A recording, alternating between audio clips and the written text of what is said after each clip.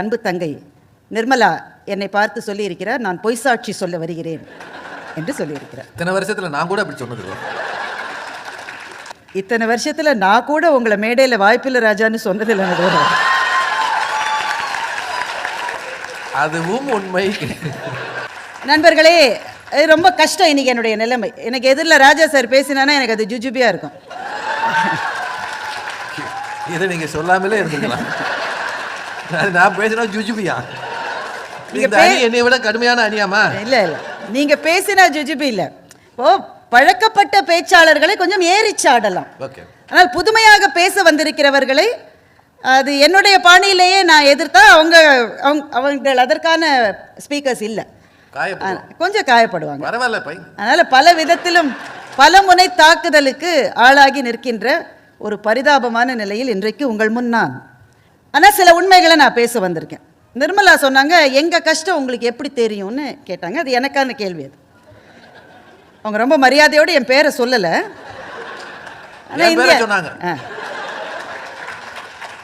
நீங்களாம் இந்தியாவிலேருந்து பிள்ளைய வளர்த்துட்டு இங்கே 1 மாத பயணத்தில் வந்துட்டு எமிரேட்ஸை நாளைக்கு பிடிக்க போகிற ஆளுகளுக்கு எங்கள் கஷ்டம் என்ன தெரியும்னு கேட்டாங்க. அதை நம்ம கேட்டீங்க, கொஞ்சம் மரியாதையாக கேட்டாங்க. எனக்கு உங்கள் கஷ்டம் தெரியாது, உங்கள் வாழ்க்கையை நான் வாழ்ந்ததில்லை, இனி வாழ்வதாகவும் எனக்கு உத்தேசம் இல்லை. தத்துவம் என்னன்னாக்க, நீங்கள் திடீர்னு ஒரு நாள் காலையில் எந்திரிச்சிக்கிற போது 6 அடி உயரமாக இருக்கிற நீங்கள் 10 அடி ஆயிட்டீங்கன்னு வைங்க. சும்மா நல்லா ஆக முடியாது அப்படிலாம். ஆனால் நாங்கள்லாம் எங்கள் இஷ்டத்துக்கு எங்கள் உயரத்தை ஏற்றிருப்போம்ல. திடீர்னு ஒரு நாள் 6 அடி உயரம் இருக்கிற ஆள் 10 அடி ஆயிட்டான்னு வச்சுக்கோங்களேன். எல்லாம் அதே அளவு வளர்ந்து விட்டது என்றால், கண்ணாடி எல்லாமே வளர்ந்துருச்சு. அப்போ அவன் எந்திரிக்கிற போது என்னுடைய உயரம் அதிகமாயிருச்சுன்றது அவன் மூளைக்கு தெரியவே தெரியாதான். பிகாஸ் மனித மூளை எதையுமே எப்படி பார்க்கறதுன்னா ரிலேட்டிவாக தான் பார்க்கும், ப்ரப்போர்ஷனோட தான் பார்க்கும். சிரமம் என்று பேசிய இவர்களுக்கு நான் சொல்லுகிற ஒரே பதில், சிரமம், கஷ்டம், துக்கம், துன்பம் எல்லாமே ரிலேட்டிவ் ஆல்வேஸ். அது எப்படி சொல்கிறேன்னு கேட்குறீங்களா? நேற்றுக்கு உங்கள் ஊருக்கு ஏர்போர்ட்லேருந்து வரும்போது தான் அதை நான் கண்டுபிடிச்சேன், இந்த தத்துவத்தை. நான் 4 பேர் என்னை ஏர்போர்ட்லேருந்து கூட்டிகிட்டு போகிறதுக்காக வந்தாங்க. அதில் ஒருத்தர் என்ன சொன்னார், பக்கத்தில் இருந்த இன்னொரு சகோதரி, அவங்க என்ன சொன்னாங்க, காப்பு நிற்கிறது கஷ்டம் கூட பரவாயில்ல, ஹஸ்பண்ட் இருக்கிற போது ஒய்ஃப் கார் ஓட்டுறது ரொம்ப கஷ்டம்.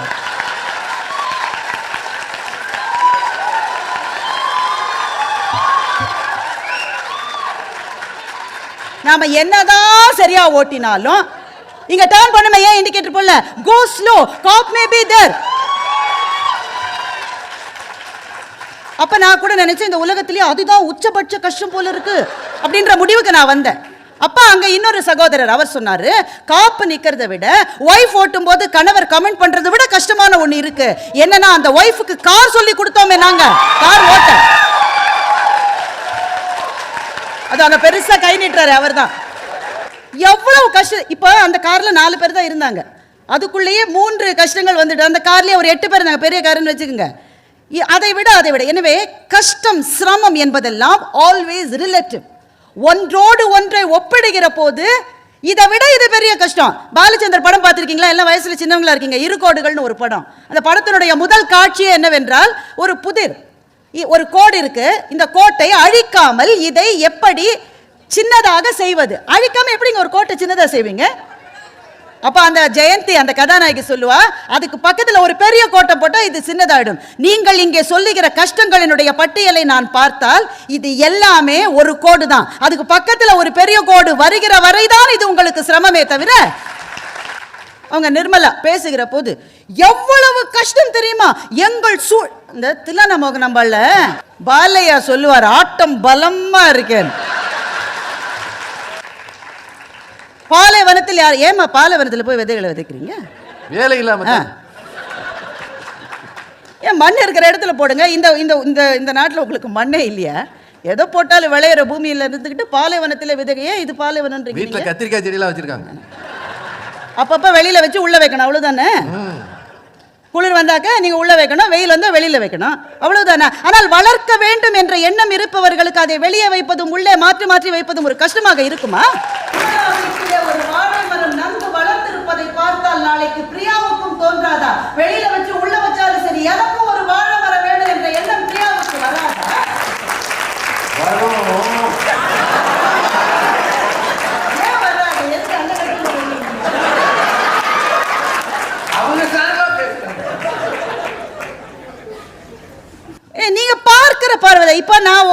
பத்தி சொன்ன சிரமம் என்பது ஆல்வேஸ் ரிலேட்டிவ், பட் சாத்தியம் என்பது ரிலேட்டிவே கிடையாது. முடியும் என்றால் முடியும். ஒருவன் எண்ணி துணிந்த பிறகு அந்த செயலிலே பின்னடைய மாட்டேன் என்று ஒருவன் முடிவுக்கு வந்த பிறகு எதுவுமே சாத்தியம்தான். பிரியா பேசுகிற போது நான் அப்படியே எனக்கு தூக்கி வாரி போட்டு சத்தியமாக நான் சொல்கிறேங்க, பல முறை தமிழ்நாட்டு மேடைகளில் இப்போ நடுவராக இருக்கிற ராஜா எனக்கு எதிரணியில் பேசுகிற போது வாய்ப்பில்லை ராஜான்னு சொல்வதற்கு பல முறை வாய் மட்டும் எனக்கு வந்துருக்கு. ஆனால் அதை சொல்ல தைரியம் இல்லாமல் அதை நான் ஐ ஹெல்ட் இட் பேக். ஓ, இப்படி ஒன்று நடந்துருக்கா? சதி நடக்குதுயா? ஐயோ, அப்படி சொல்லக்கூடாது. ஐ ஹெல்ட் இட் பேக். ஆனால் இவங்க எவ்வளவு பட்டிமன்றங்களை பேசியிருக்காங்கன்னு எனக்கு தெரியாது. கட்டாயமா நான் பேசுவதை விட குறைந்த எண்ணிக்கையில் தான் இந்த தங்கை பேசுவதற்கு வாய்ப்பு இருந்திருக்கிறது. ஆனால் தைரியமா இங்கிருந்து இது எப்படி வந்ததுன்னு நீங்க நினைக்கிறீங்க? எப்படி வந்ததுன்னு நினைக்கிறீங்க? ஏனென்றால் பிரியாவுக்குள்ளே இருப்பது நெற்றிக்கண் திறப்பினும் குற்றம் குற்றமே என்று சொன்ன நக்கீரனுடைய அந்த குரோமோசோம்ல வந்த ஒரு இனத்திலிருந்து அவர் வந்திருக்கின்றார். சிவபெருமானையே எதிர்த்தவங்க. தமிழ்ச்சங்கத்திலே சாப்பாடு போட்டுவிட்டால் மீதி 364 நாளும் யார் சமைப்பது? பிரியாங்க. நீங்களா இன்னும் 364 சமைச்சிட்டா மாதிரி சமைச்சு கிழிச்ச மாதிரி. ஒவ்வொரு ஃப்ரிட்ஜை திறந்தாங்க, தேங்காய் போட்ட பீன்ஸ் காய் செஞ்சு 9 நாளான அப்புறம் எடுத்து சுட வச்சு சாப்பிட்றீங்களே. தியாகிகள் ஐயா, நீங்கள் தியாகிகள். பழையன கழிதலும் புதியன புகுதலும் வழுவல கால வகையினானே என்பதுதான் நம்முடைய பண்பாட்டினுடைய அடிப்படை என்றால் எங்கள் அணிக்கு பேசியிருக்கிற பிரியாவுக்கு நான் இந்த இடத்துல நன்றி சொல்ல வேண்டும். 18 வயசுலேயே பிள்ளை வெளியில போகுது, அப்புறம் எங்க பண்பாட்டை காப்பது? நம்ம பண்பாட்டில் 18 இல்ல ஒண்ணு இல்லைங்க, ஏதோ நானே இன்னைக்கு தான் வந்திருக்கேன். இல்ல உண்மையிலே மணி இல்லையா பற்றி தெரியாம. அப்ப எதுக்கு சும்மா அடிக்கிற மாதிரி அடிச்சு என்ன கலவரப்படுத்துறீங்க? இப்பதான் நான் ஒரு ஃபார்முக்கே வந்திருக்கேன். நான் எப்பவுமே வர்றதில்ல. 18 வயசுல பிள்ளை வெளியில போயிருமே இந்த ஊர்ல, அது என்ன ஏதோ ஒன்று கொடுத்து அனுப்புவீங்களா? Grad party. ஏதோ ஒரு பார்ட்டியை கொடுத்து அனுப்பிச்சிடுவீங்களே கலாச்சாரம். உங்களுக்கு ஒன்று தெரியுமா பிரியா, நம்ம ஒரிஜினல் பண்பாட்டின் படி 7 வயசுல பிள்ளை வெளியில அனுப்பிச்சிடுவாங்க. குருகுலத்துக்கு கற்க போகிற வயது என்பது 7 வயது. வணிக மொழியான ஆங்கிலத்தோடு எங்களுக்கு போட்டியே கிடையாது. எங்களுடைய போட்டி என்பது எந்த மொழியோடும் கிடையாது. ஏனென்றால் எந்த மொழிக்கும் இல்லாத சிறப்பு என்பது என்னுடைய மொழிக்கு இருக்கிறது என்பதை என்னை மன்னித்துக் கொள்ளுங்கள். உங்களால் உங்கள் குழந்தைகளுக்கு விளக்க முடியவில்லை என்றால் அதற்கு காரணம் உங்களுக்கு அது தெரியாது என்பதை தவிர தமிழ் குறையுடையது என்பதனால் அல்ல. கவித்துவம் மிக்க மொழியான தமிழ் எப்படி ஆங்கிலத்தோடு போட்டி போடும்? தமிழிலே இருப்பது கவித்துவம் மாத்திரம் என்று பிரியாவுக்கு யார் சொன்னது? காலங்களுக்கு இருக்கின்ற நியாயத்தை ஞானத்தை சொல்லுகின்ற தர்மத்தை சொல்லுகின்ற ஒரு திருக்குறள். எதிக்ஸை பத்தி பேசுற திருக்குறள் அது. உலகத்தினுடைய இயல்பை பற்றி பேசுகிற திருக்குறள் அது. உலகத்தோடு ஒட்ட ஒழுகல் பல கற்றும் கல்லார் அறிவிலார் என்று சொன்னவன் கவித்துவத்துக்காக அதை சொல்லவில்லை, காலம் கடந்த ஞானத்தை இந்த மண்ணிலே விதைத்து விட்டு போவதற்காக சொன்னான். நீங்கள் எப்படி சொல்லுகிறீர்கள் இது கவித்துவம் மிகுந்த மொழி மாத்திரம்தான் என்று? கவித்துவம் என்பது என்னுடைய மொழிக்கு அமைந்திருக்கின்ற பல சிறப்புகளில் ஒன்று, அவ்வளவுதான். அது ஒன்றுதான் என்னுடைய மொழியின் சிறப்பு என்று உங்களுக்கு யார் சொன்னது? ஆனால் நான் உங்களை பார்த்து நியாயமாக கேட்கின்றேன், நம்முடைய குழந்தைகள் கற்கிற கல்வியினுடைய ஆழம் நாம் கற்ற கல்வியினுடைய ஆழத்தை விட அதிகம் என்பதை நீங்கள் ஒப்புக்கொள்கிறீர்களா இல்லையா? என்னென்ன தேவையோ அதை மாத்திரம்தான் நாம் இந்தியாவிலே படித்தோம். ஆனால் நம்முடைய குழந்தைகள் அப்படி படிக்கவில்லை. அவர்கள் இந்த மண்ணிலே எதை படிக்கிறார்களோ, இந்த மண்ணினுடைய ஆண்டு அவிந்த கல்வி திட்டம் என்பது அவர்களுக்கு எதிலே ஆர்வம் இருக்கிறதோ அந்த ஆர்வத்தை தூண்டி விடுவதாக இருக்கிறது. திருவுக்கு ஒரே ஒரு பிரச்சனை, வேட்டி கேட்டுவது. அவன் நின்னதிலிருந்தே அவனுக்கு கொஞ்சம் பிரச்சனை தான். என்னென்ன போட்டிருக்கேன்னு வேற சொல்றான். ஆமா, ஒன்றுமே பிரச்சனை இல்லை. வேட்டியை ரொம்ப பின்னாடி தான் வந்தது. தமிழர்களுடைய ஆதி உடையெல்லாம் வேட்டியெல்லாம் கிடையாது, வேட்டியை பின்னாடி வந்தது தான். ஒன்றும் பிரச்சனை இல்லை. இன்னைக்கு நீங்க போட்டுருக்கீங்களே ஷார்ட்ஸ், அது மாதிரி தான் போட்டுட்டு இருந்தான் தமிழன் முன்னாடி. இந்த உடையை அணிவது, நெற்றியில திருநீர் பூசுவது, அப்புறமா இட்லியும் அது என்ன புளிக்குழம்பா திறந்த உடனே கப்பு, அது இதெல்லாம் நம்முடைய பண்பாடு அல்ல. இதெல்லாம் பழக்க வழக்கங்கள். பழக்க வழக்கங்கள் காலந்தோறும் மாறும். உங்களுக்கு ஒன்று தெரியுமா, தமிழ்நாட்டுக்கு இட்லி வந்ததே ராஜேந்திர சோழனுடைய காலத்துக்கு பிறகுதான். அது மட்டும் தமிழ்நாட்டுக்கு இட்லி உணவே கிடையாது. சாம்பார் வந்து கர்நாடகால இருந்து வந்தது. ராஜேந்திர சோழனுடைய காலத்துக்கு இட்லிக்கு என்ன சம்பந்தம் கேட்குறீங்களா? ராஜேந்திர சோழன் தான் முதல்ல இந்தோனேஷியாவுக்கு படையெடுத்து போய் இந்தோனேஷியாவை நம்மோட சேர்த்த ஆளு. ஆவியிலே வேக வைக்கிற பாத்திரங்கள் இந்தோனேஷியாவில் தான் இருந்தது. அதற்கு பிறகுதான் தமிழ்நாட்டுக்கு வந்தது. இட்லியே 1000 வருஷம் தான். ஆனால் நம்முடைய பண்பாடு 3000 வருஷத்துக்கு முந்தியது. அப்ப பழக்க வழக்கங்கள், போடுகிற ஆடை, இந்த குளிர்ல வேட்டையை கட்டிட்டு திரும்ப போய் நான் நிக்க சொல்லுவேன். அவன் சிகாகோக்கு நாளைக்கு வேலை கிடைச்சு போறான்னா நீ வேட்டி தான் கட்டி நீ சிகாகோவில் நிக்கணும்னாக்க உள்ள வரைச்சு போகாது. அப்படியே கட்டினாலும் உள்ள ஏதாவது போட்டுக்கிட்டு கட்டு, தெர்மல் வேற போட்டுக்கோ. இவங்க பாட்டி சொன்னாங்களாமா 6 மணிக்கு மேல தலை சீவ கூடாதுன்னு. உடனே அவங்க தங்கச்சி கேட்டுட்டு தலையை சீவாம இருந்துதான். சீவறதுக்கு என்ன இருக்கு முதல்ல தலையில? அந்த பாட்டி சொன்னா அந்த தங்கச்சி கேட்டாங்களோ அதை வேற நாங்க நம்பணுமானா? நீங்கள் சொல்லுவது எல்லாமே அன்றாட வாழ்க்கையில் நாம் சந்திக்கின்ற சின்ன சின்ன பிரச்சனைகள். உங்களுக்கு நான் சொல்லட்டேன், இதை மாதிரி 1000 மடங்கு பிரச்சனை சென்னையில் இருக்கிற எனக்கு இருக்கு. எங்க வீட்டில் இருக்கிற ஒரு கேள்வி சொன்னாக்க என் பொண்ணு கேட்டுருவாள். அதை 6 மணிக்கு மேலே தலை சீவக்கூடாதுன்னா உனக்கு சீவத்துக்கு முடியல, எனக்கு இருக்கு, நான் எப்போ வேணா சீவேன்.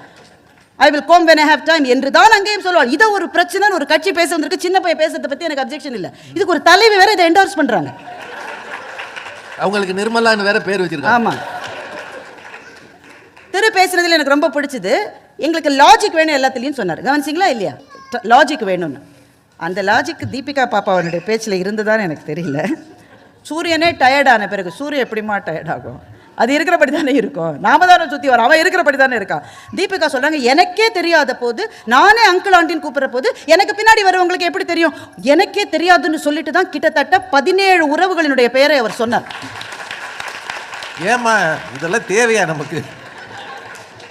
மாமா, மாமி, அம்மாச்சி, அத்தா, எனக்கே சரி தெரியாது சொல்லுதெல்லாம். அத்தாச்சி எல்லாம் சொன்னாங்கம்மா. அத்தாச்சி எனக்கு பல விஷயத்துலையும் தொந்தரவுங்க. நான் என்ன செய்ய முடியும்? உங்களுக்கு எடுத்து கொடுத்தேன். சரி, அவ்வளவு பேர் உங்களுக்கு தெரிஞ்சிருக்கேம்மா. அதை உங்களுடைய அடுத்த தலைமுறைக்கு அதில் பாதியாவது தெரியாதா? அவங்க தீபிகா சொன்னாங்க, நான் எப்போ வீட்டுக்கு போகிறேனோ அப்போ தான் எங்கள் வீட்டில் பொங்கல் தீபாவளி இல்லாமல் பிள்ளைங்க வர நாள் தான்மா, அதுக்கெல்லாம் தனி நாள்லாம் கிடையாது. நீ குட்டி பாப்பா நீ என்னைக்கு எங்கள் வீட்டுக்கு வரையோ அன்றைக்கி தான் எங்களுக்கு தீபாவளி. தனியாக ஒரு நாள் வேறு வேணுமா? உன்னை பார்த்தாலே தீபாவளி தானேம்மா அம்மா அப்பாவுக்கு. சொந்தங்களை வாழ்க்கை அப்படித்தான் இருக்கும். எங்க பிள்ளைகள் எங்கள் பேச்சை கேட்கலன்னு நினைக்காதீங்க. ஒரு காலம் வரும், அவர்கள் இந்த மண்ணில் வேரூன்றி தனியாக வாழ்கின்ற ஒரு காலம் வருகிற போது நீங்கள் சொன்ன எதையுமே அவர்கள் மறந்திருக்க மாட்டார்கள். அதனால்தான் இதை போன்ற தமிழ் பள்ளிகளில் அவர்களை சேர்க்கிற போது அவர்களுக்கு நான் சொன்ன அந்த 3 விஷயம், மத உணர்வு அல்லது இறை உணர்வு, மொழி உணர்வு, கலை, இந்த 3 பற்றிய பரிச்சயத்தை நீங்கள் ஏற்படுத்திவிட்டால் இந்த மண் அவர்களை நாளைக்கு அந்த பாதையில்